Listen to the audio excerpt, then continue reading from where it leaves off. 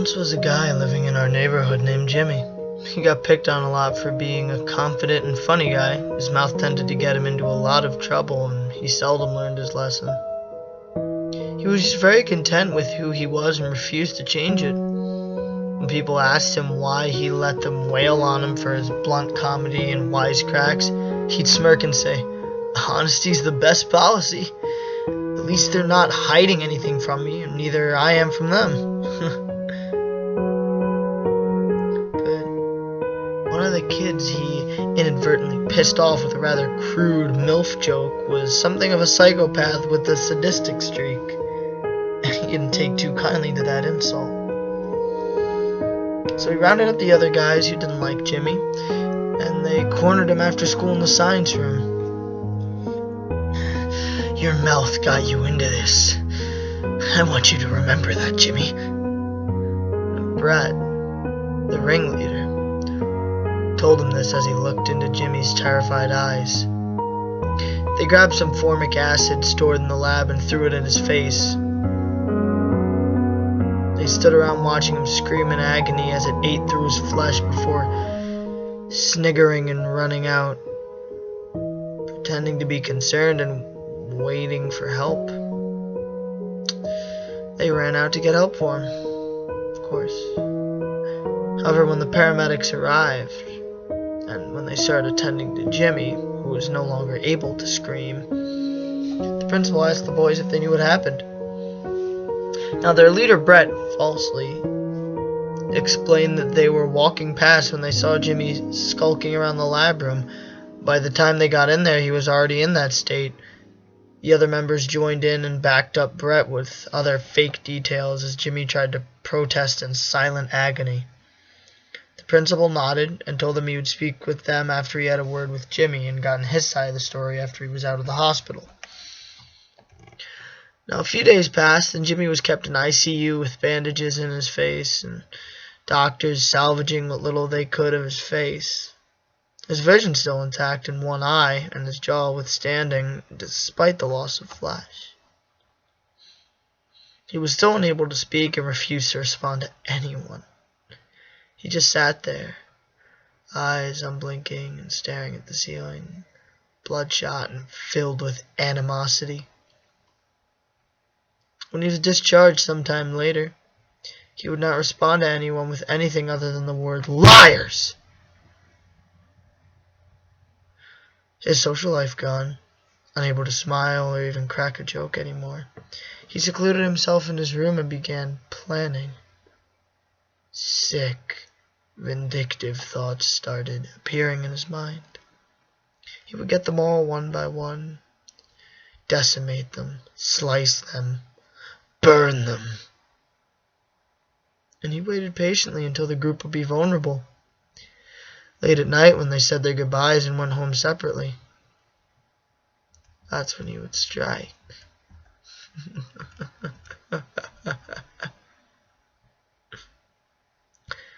Now, that weekend, Brett received a package in the mail. Curiously, he opened it to find a VHS tape with the words, "For you," etched crudely onto the front. He popped it in his VCR, and he played it.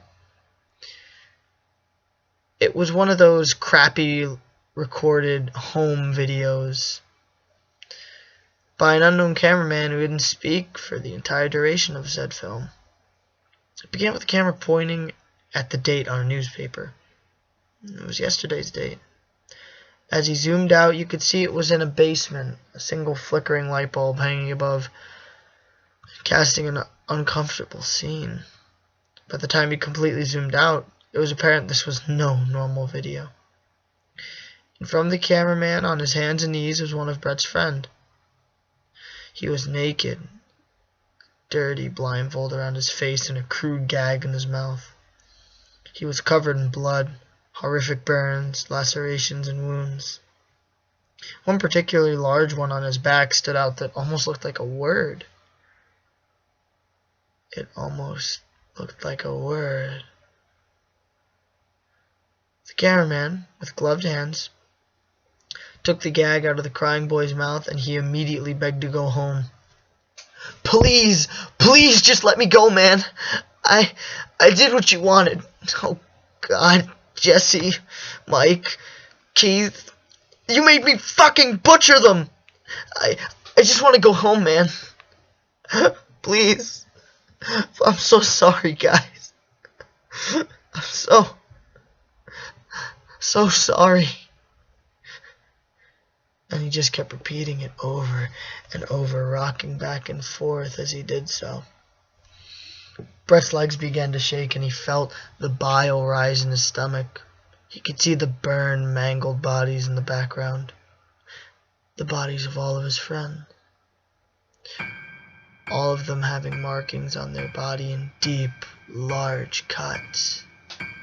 The cameraman reached out for the boy's chin and lifted it up, encouraging him to stand. He did so obediently as he slowly led to a door off screen, whimpering. Brett can see what's been cut into his friend's back now. It's the word liar. The camera cuts out temporarily.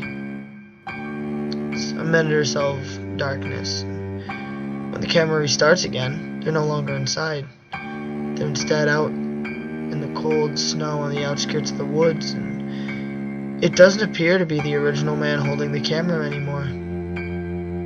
It's Brett's friend. He's whimpering and shivering as he holds the camera in one place for 30 seconds, pointing at some trees in the distance, hearing footsteps draw even nearer. Where are you, man? You said I could go! You said I could go home! You said I could go home! Please. Now the boy is screaming and crying. He's frightened out of his mind, and the sound of crunching snow draws nearer from every angle. Or so it seems. And just as it gets at its loudest, and it peaks, and he's about to strike, it stops. Slowly turns around to see the mangled face of Jimmy. A horrifying howl blares through the speakers, and the word liars appears before the tape abruptly stops. Brett feels faint and darts to lock the front door, knowing what was coming. As he runs for it, he immediately hits something and falls backwards. The last thing he ever hears is liars, as acid runs down his face and begins to slowly eat away at his flesh. The last thing Brett ever saw was Jimmy's face, as it contorted slowly into a sick, menacing, and decrepitly twisted smile.